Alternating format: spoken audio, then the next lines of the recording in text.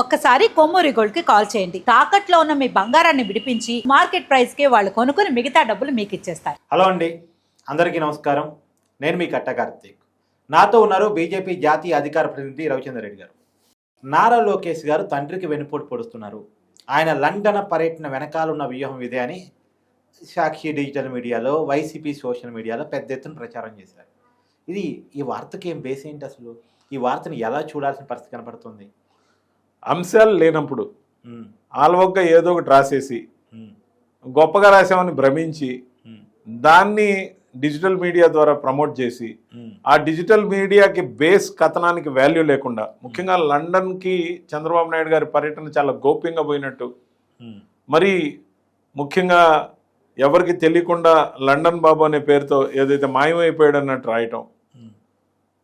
ఒక రోజు ముందుగానే, పర్యటనకు ఒక రోజు ముందుగానే అమరావతిలో క్యాబినెట్ మీటింగ్ జరిగినప్పుడు 5 రోజుల పాటు విదేశీ యానానికి పోతున్నానని చంద్రబాబు నాయుడు గారు చెప్పారు.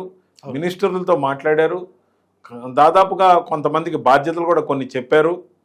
దాంతోపాటు తన లండన్ పర్యటనతో పాటు ఆస్ట్రియానో మరి ఎక్కడో, పూర్తిగా ఆయన డీటెయిల్స్ ఐటనరీ మనకు తెలియదు, కానీ విదేశీ యానం అని అన్నారు. సో చెప్పి జరిగిన దాంతోపాటు దాపరికం ఉండదు. ఎందుకంటే Z+ కేటగిరీలో ఉన్నారు చంద్రబాబు నాయుడు గారు. ఇమిగ్రేషన్లో స్టాంప్ అయింది. ఏ ముఖ్యమంత్రి గారు అయినా కూడా బయట వెళ్ళలేరు. ఆయన ఏ దేశాలకు పోయినా స్టాంపింగ్ జరుగుతుంది. దీనిలో దాపరికం ఎక్కడుంది అంటాను నేను. అంతేగా. సో ఈ దాపరికం లేని దాన్ని గోప్యమైన పర్యటన అని రాయటం దుర్మార్గం ఒకటి. 2, లండన్ బాబు అని హేళన చేయండి. లండన్ బాబు అంటే లండన్కి ఇంతకుముందు జగన్మోహన్ రెడ్డి గారు వెళ్ళారు. ఎప్పుడు జగన్మోహన్ రెడ్డి గారిని కూడా ట్రోల్ చేశారు, కానీ లండన్ బాబు అని అయితే, అంటే బాబు అనే పదం బాబు గారు యాడ్ చేసినట్టున్నారు. సో ఖచ్చితంగా కూడా ఈ వార్త అంతా కూడా ఆంధ్రజ్యోతి పేపర్లో నెక్స్ట్ డే మార్నింగే వచ్చింది. అవును, పేపర్లో వచ్చిన అంశాలు కూడా పరిగణలోకి తీసుకోకుండా సాక్షి డిజిటల్ మీడియా హెడ్గా ఉన్న సజ్జల భార్గవ్ పాపం కష్టపడి ఏదో మధ్యాహ్నం నిద్రలేసాడో ఏమో తెలియదు, అప్పటికప్పుడే మధ్యాహ్నం 3:30కి డిజిటల్లో ఈ వార్త రాయించాడు. సో అదే నిజమైతే కొంచెం సిగ్గుపడాలి. ఎందుకంటే నిద్ర లేసా కనీసం ఆ రోజు ఉన్న వార్తలు ఏంటి, మనం రాయబోయే అంశం మీద ఏదైనా వివరణలు పేపర్లో ఉన్నాయా, తను స్వయంగా చూడకపోయినప్పటికీ టీం చెప్తారు. ఆ టీంని అడిగే అలవాటు కూడా బహుశా లేనట్టుంది. దాంతోపాటు నారా చంద్రబాబు నాయుడు గారు విదేశీ పర్యటనని జల్సాల కోసం పోతున్నట్టు, జల్సాల కోసం పోతున్న దాన్ని భార్యను తీసుకుని వెళ్ళినట్టు, అఫిషియల్ టూర్లో జల్సాలని, ఈ వయసులో ఆయనకి 76 సంవత్సరాల వయసు, ముఖ్యమంత్రిగా బాధ్యతలో ఉన్నారు. జల్సాలంటే అదేమన్నా ఆయన ఏమన్నా పబ్లిక్ వెళ్ళారు కాదు కదా. సో మళ్ళీ విదేశీ పర్యటనలోనే ఉన్న నారా లోకేష్ ఆ వైపు నుంచి వచ్చి జాయిన్ అవుతాడని, అంటే ఫ్యామిలీ జాయిన్ కాకూడదా? నాకు తెలియదు ఇది. సో ముఖ్యంగా ఆ విధంగా జాయిన్ అవడంతో పాటు ఒక పెద్ద కుట్రకి నారా లోకేష్ గారు తెరదీస్తున్నట్టు, వెన్నుపోటు పొడిచి ముఖ్యమంత్రి స్థానాన్ని కబ్జా చేయాలనుకుంటున్నట్టు రాయడం అయితే దివాళా కోరుతాను అంటాను నేను. ఏ వార్తలు లేనప్పుడు ఏదో ఒక వార్త రాసి దాని మీద మళ్ళీ డిబేట్లు, వండింది బాగా మసాలా వేద్దాం అనుకుంటున్నారు, కానీ నిరర్థకమైన వార్త. ముఖ్యంగా నారా లోకేష్కి సంబంధించినంత వరకు తెలుగుదేశం పార్టీ జాతీయ ప్రధాన కార్యదర్శిగా ఉన్న ఆయన ఆల్మోస్ట్ సెకండ్ ఫిడిల్లో తెలుగుదేశం పార్టీలో చంద్రబాబు నాయుడు గారి తర్వాత వారసత్వం అని కాదు, కానీ ఆచరణాత్మకంగా, నిర్మాణాత్మకంగా నెక్స్ట్ టు చంద్రబాబు ఉన్నారు. ఆయనే అన్ని పర్యవేక్షిస్తున్నాడు, కేంద్ర మంత్రులను కలుస్తున్నాడు, అన్ని బాధ్యతలు తీసుకుంటున్నాడు, కంపెనీలని ఆంధ్రప్రదేశ్కి తేవడం కోసం ప్రయత్నం గట్టిగా చేస్తున్నాడు. అన్నీ విజిబుల్గా కనపడుతున్నాయి. తనను తాను మలుచుకుంటున్న తీరు, మార్పు కూడా స్పష్టంగా కనపడుతుంది. ఈ క్రమంలో ఆయన ముఖ్యమంత్రి కావాలంటే వెనుపోటు పడవలసిన అవసరం ఏం లేదు. ఏదో ఆ పదం వాడాలి కాబట్టి వాడారు, కానీ కావాలని అంటే పించి చేయాలి చంద్రబాబు నాయుడు గారిని వాడారు. కానీ ఈ రోజున తెలుగుదేశం పార్టీకి 175 మొత్తం సీట్లలో 135 సీట్లు సింగిల్గా ఉన్నాయి. మిగతా 40 స్థానాల్లో 11 వైఎస్ఆర్సీపీ దగ్గర ఉంటే, 8 బీజేపీ దగ్గర ఉంటే, 21 స్థానాలు ఏదైతే జనసేన దగ్గర ఉన్నాయో, సింగిల్గానే 135 సీట్లతో తెలుగుదేశం పార్టీకి యునానిమస్ మెజారిటీ ఉంది. అయినా కూటమి అనుకుంటే, ఒక మార్పు తీసుకురావాలనుకుంటే వాళ్ళు చర్చించుకుంటారు, ఆ తర్వాత ఒక నిర్ణయం తీసుకుంటారు. దాన్ని వాళ్ళ ఇంటర్నల్ విషయం, కూటమి యొక్క ఇంటర్నల్ విషయం. మరి అదేమన్నా దాపరికంతో పాటు లేకపోతే మూసిపెట్టి దాచిపెట్టి చేయాల్సిన అంశం కాదు, చేయాలనుకున్న రోజున. కాబట్టి ముఖ్యంగా కూడా ఎంత వెటకారం అంటే, నారా లోకేష్ గారు వెన్నుపోటు పొడవడానికి అట్నుంచి వచ్చి జాయిన్ అయితే, టికెట్ వేసుకొని చంద్రబాబు నాయుడు గారు నేను వస్తున్నా, నువ్వు వెన్నుపోటు పొడువు చిన్నబాబు అని చెప్పి సాక్ష్యంగా తన భార్యని అంటే నారా లోకేష్ గారు తల్లిని తీసుకెళ్ళినట్టు ఏమైనా కొంచెమైనా ఇంగితం ఉందా?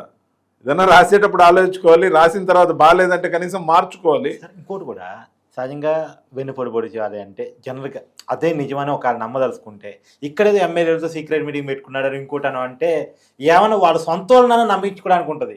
నమ్మటానికి అవకాశం లేకుండా ఆంధ్రప్రదేశ్ రాజకీయాలు ఎక్కడ, సీఎం కుర్చీ మారటం ఎక్కడ, లండన్ ఎక్కడ, ఏంటి సార్ అసలు?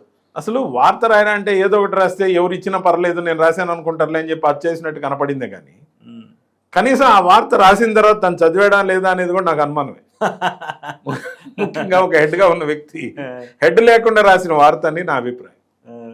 కాబట్టి ఒక joke of the year ending, ఇది ఒక joke of the year ending వార్త. ఏ విధంగా వార్త రాయకూడదో ట్రోల్ అయ్యేదాని కోసం మాత్రమే జగన్మోహన్ రెడ్డి గారిని కొంచెం బాగా ట్రోల్ అయ్యే విధంగా ఎప్పటికప్పుడు, అంటే ఖర్చు తక్కువ ట్రోల్ అయితే అని ఏమన్నా భావిస్తున్నారేమో వాళ్ళ సోషల్ మీడియా. మనకెందుకు రిస్క్, మనం ఒక వార్త ట్రోల్ అయ్యే విధంగా వదిలేసామనుకో వాళ్ళు ట్రోల్ చేస్తూ ఉంటారు మన నాయకుడిని, అవమానం అయ్యేది మన నాయకుడికే కదా, కాబట్టి మనకు పోయేదే ఉంది, బాగా ప్రచారంలో ఉండొచ్చు, ఫ్రీ పబ్లిసిటీ అని అనుకుంటున్నట్టు కనపడతాం. సరే, ఇది ఇక్కడ తండ్రి కొడుకుల కుట్ర. ఎందుకంటే గతంలో వైసీపీలో చాలామంది ఈవెందో విజయసాయిరెడ్డి గారితో సహా ఆరోపించిన విషయం ఏంటంటే సజ్జల రామకృష్ణారెడ్డి గారు ఒక క్వార్టరీ నిర్మించేసుకొని జగన్మోహన్ రెడ్డి గారిని ఎవరిని కలవకుండా చేసి ఈవెన్ స్క్రిప్ట్ కూడా ఆయన కనుసనలోనే జరుగుతాయి. అది ఎవరికి తెలియదు కాదు, సజ్జల రామకృష్ణారెడ్డి గారి పర్యవేక్షణలోనే జరుగుతాయి. జగన్మోహన్ రెడ్డి గారు స్క్రిప్ట్ చదివిన ప్రతిసారి ఏదో రకంగా ట్రోల్ అవుతూ ఉన్నారు.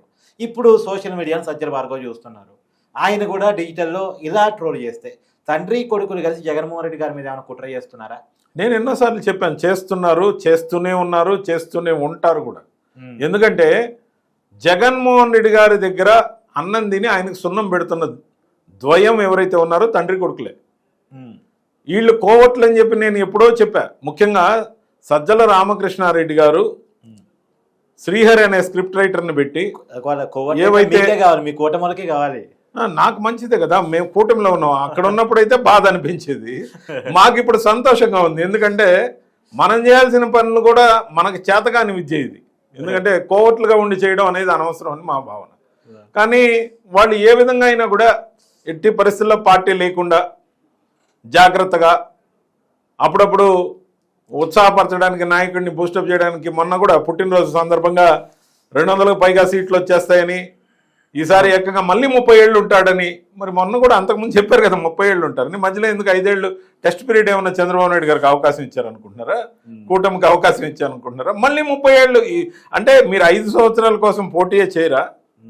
సో ఖచ్చితంగా కూడా ఆ కోటరీలో ఉన్న సజ్జల రామకృష్ణారెడ్డి గారు కానీ, సజ్జల భార్గవ్ గారు కానీ, అటు మీడియా నుంచి ఇచ్చే స్క్రిప్ట్లు కానీ, ఇప్పుడు డిజిటల్ మీడియా కూడా వాళ్ళ చేతిలో ఉంది. కాబట్టి గతంలో ఆయన సోషల్ మీడియాలో ఉన్నప్పుడు కొన్ని కేసులు ఎదుర్కొంటున్న మాట వాస్తవం. కానీ అక్కడైతే కేసులు ఎదుర్కోవాలి.